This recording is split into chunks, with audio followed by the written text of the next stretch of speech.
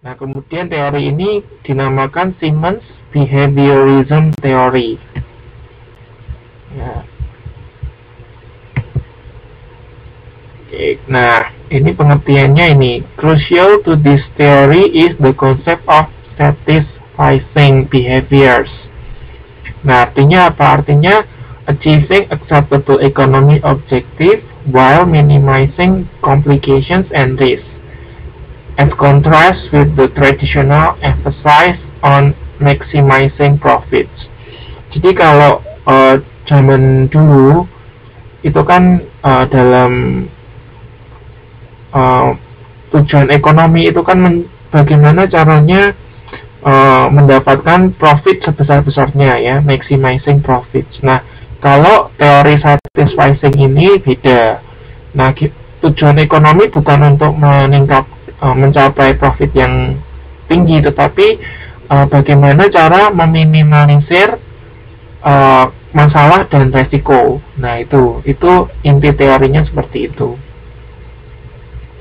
Satisficing itu seperti itu. Ya. Ini sebuah teori sih, intinya sebuah teori. Nah, kemudian ada supply shock. Ya, shock itu apa sih? Shock, supply tahu ya? Supply tahu ya? Supply itu persediaan. Shock.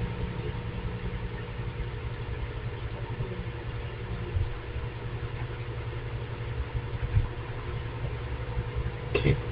Ya, shock itu kaget, betul. Aku shock, aku kaget.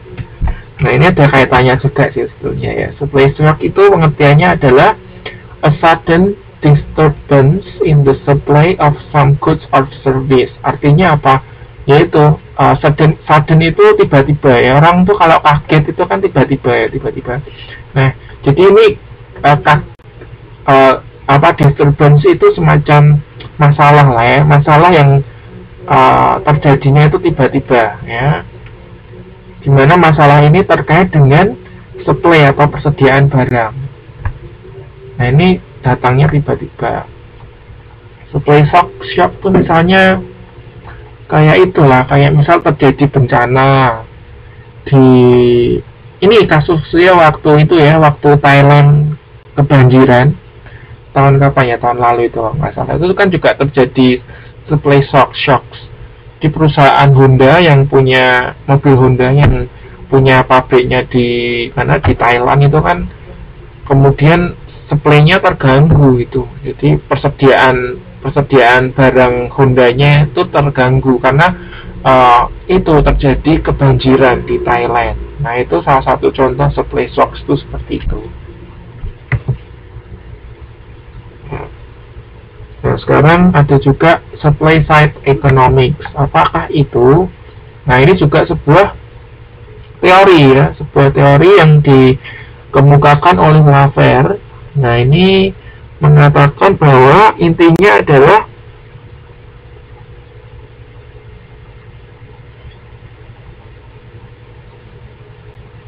kalau ya guys, saya jawab dulu pertanyaan Anda mengenai kalau shock di sini terkait itu ya, persediaannya yang itu yang kurang ya, bukan yang berlebihan ya, persediaan bukan berlebihan tapi yang habis ya. Oke, saya lanjutin ya. Jadi supply side economics itu sebuah teori yang dikemukakan oleh Lafer, which held that reductions in federal taxes on business and individual would lead to increased economic growth and in the long run to increase government revenue. Artinya, pokoknya intinya adalah teori ini mengungkapkan kalau pajak itu dikurangi, itu akan meningkatkan ekonomi, pertumbuhan ekonomi, sehingga dalam jangka panjang pendapatan negara akan meningkat. Intinya seperti itu. Intinya pengurangan pajak ya, pengurangan pajak. Kemudian pengurangan pajak ini akan meningkatkan pertumbuhan ekonomi dan dalam jangka waktu panjang akan memberikan keuntungan yang lebih besar kepada pemerintah. Seperti itu. Jadi supply side economics itu teori ya. Oke, saya lanjutin.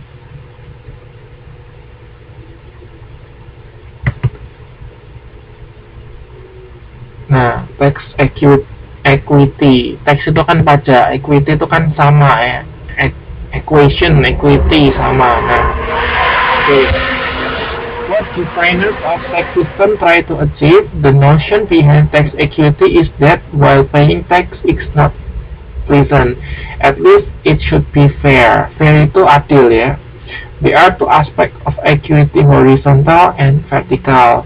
Horizontal means that everybody with the same amount of income should pay the same amount in taxes.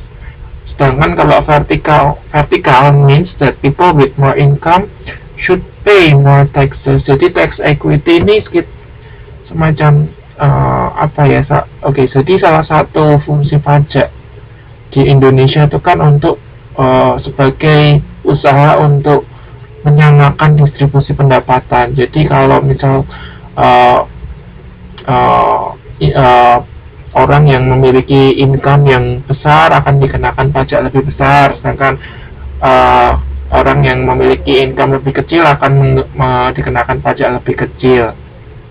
Nah, itu sesuai dengan peran tax sebagai tax equity ini ya.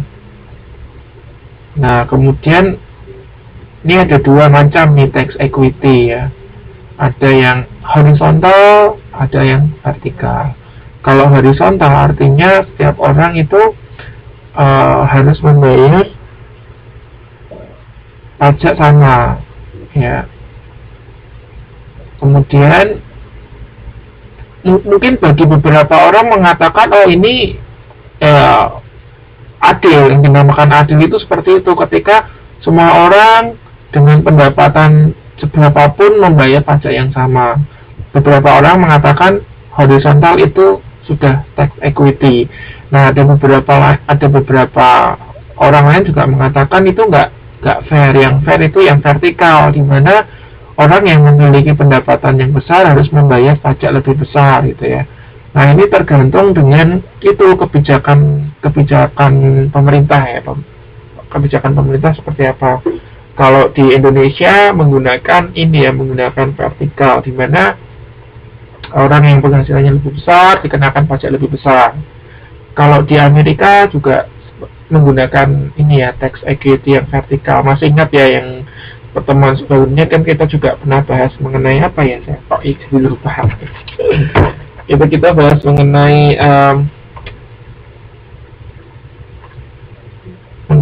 itu ya. Jadi salah satu usaha yang dilakukan pemerintah Amerika itu juga mereka memberikan itu fasilitas terkait pajak, pengurangan pajak untuk keluarga yang tidak mampu. Nanti itu ya, saya coba ingat-ingat lagi, saya malah lupa. Di pertemuan sebelumnya kita sempat bahas mengenai ini. Oke, saya lanjutkan ya. Tight money. Jadi ini tight refers to the monetary policy undertaken by the Federal Reserve, and money refers to the amount of money in the economy.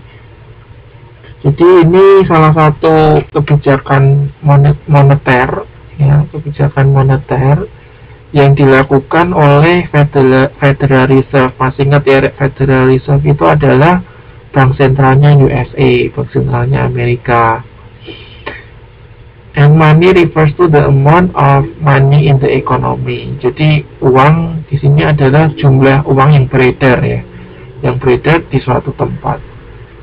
Di tight money ini salah satu bentuk kebijakan moneter, intinya seperti itu. Oke, saya lanjutkan. Ada pertanyaan nggak? Oke, nggak ada ya. Saya lanjutin. Nah, transfer payment. Oke.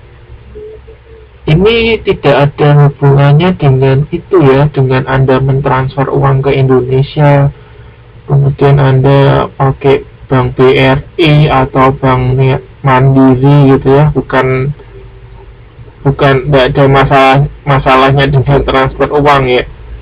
Nah, transfer payment ini artinya apa? Jadi, a government expenditures for which no service is rendered or product delivered.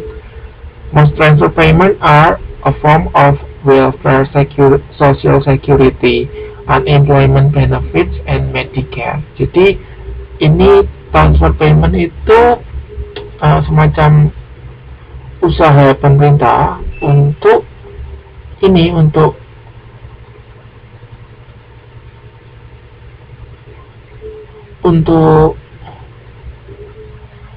sebentar Mbak Ina, nanti saya jawab ya. Bentar. Jadi transfer payment ini suatu action yang dilakukan pemerintah untuk kesejahteraan masyarakatnya. Di biaya-biaya yang dikeluarkan untuk kesejahteraan masyarakat. Ya, misalnya biaya pensiun. Nah, itu kan kayak biaya pensiun gitu kan, itu biaya gitu, tapi biayanya diberikan untuk kesejahteraan pensiun, ya, orang-orang yang sudah pensiun. Jadi transfer payment itu seperti itu, sebuah action yang dilakukan pemerintah untuk kesejahteraan masyarakatnya. Nah, ini kan juga termasuk biaya kan, karena ini pemerintah mengeluarkan sejumlah uang, tapi pemerintah tidak mendapatkan produk, ya, tidak mendapatkan produk atau service tertentu, tapi benar-benar untuk kesejahteraan rakyatnya. Itu Medicare ya. Jadi di Medicare itu, sepertinya di Medicare itu semacam asuransi kesehatan gitu. Di USA itu mereka pakai Medicare.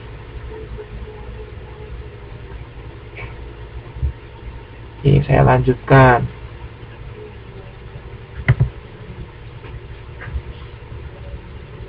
Unemployment. Ada yang tahu nggak unemployment itu apa?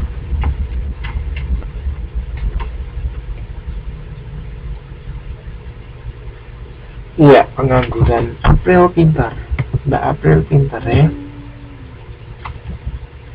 Saya lanjutkan aja langsung ya, karena kan nggak susah ini. Makasih. Oke, saya lanjutkan. Union, kalau union ada yang tahu nggak?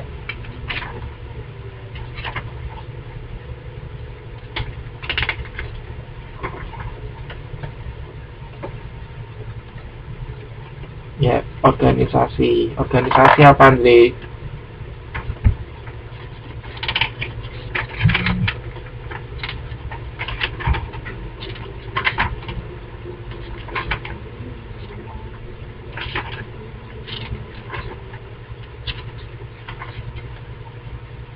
Ya, ini siapa ini jawabannya siapa? Ya, betul.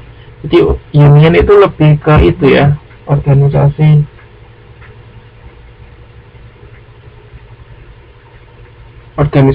itu tenaga kerja itu.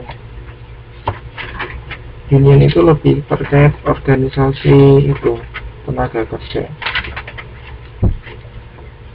Oke, betul, serikat tenaga kerja itu union. Sekarang utility. U apa? Utility.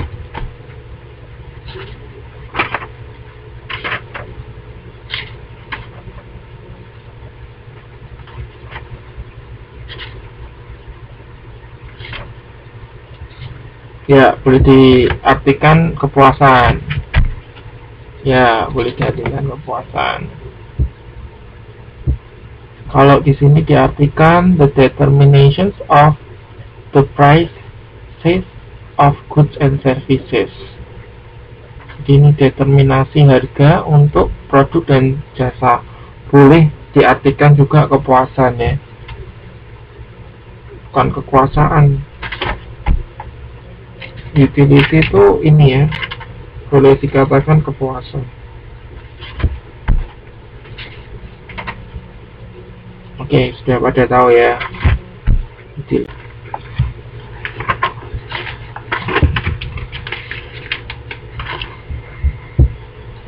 Lanjutin. Oke, saya lanjutin. Value added tax, ada yang sudah tahu nggak? Jadi kalau tax itu pasti